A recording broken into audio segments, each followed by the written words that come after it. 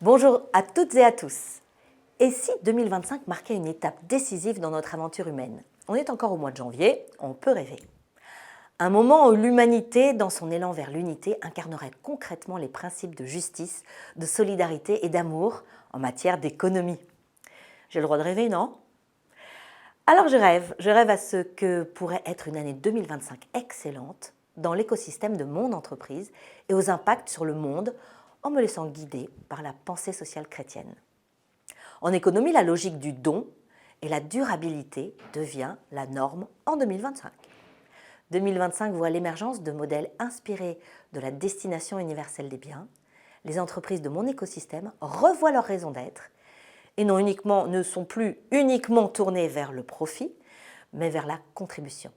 Le profit est le résultat, mais plus le but.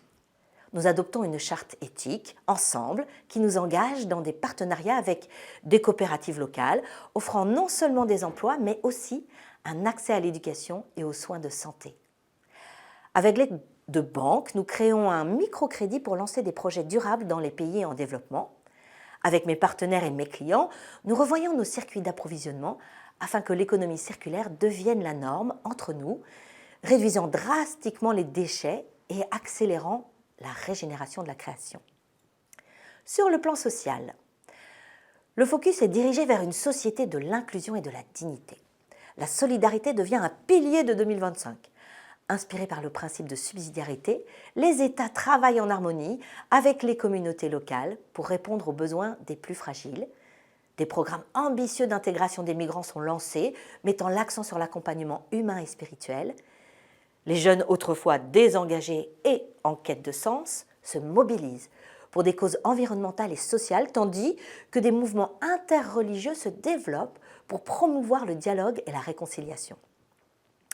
Sur le plan spirituel, nous cheminons vers une conscience collective unifiée. Au-delà des progrès matériels, 2025 marque un tournant spirituel. L'humanité commence à percevoir qu'elle forme un corps unique, une communion vivante, comme l'a rêvé Teilhard de Chardin. Les écosystèmes d'entreprises s'unissent pour relever les plus faibles, les religions aussi s'unissent pour une journée mondiale de la fraternité. Dans ce rêve, 2025 ne serait pas simplement une année de progrès technique ou économique, mais une étape où l'unité et la transcendance seraient au sein de mon marché.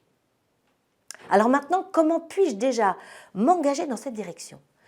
Sans doute en m'inspirant de ceux qui ont tracé la voie comme Thomas More au XVIe siècle, Philibert Vraud au XIXe et tant d'autres de nos jours au sein du mouvement des entrepreneurs et dirigeants chrétiens. Ces figures font partie de ceux qui ont été guidés par leur cœur et non uniquement par leur portefeuille.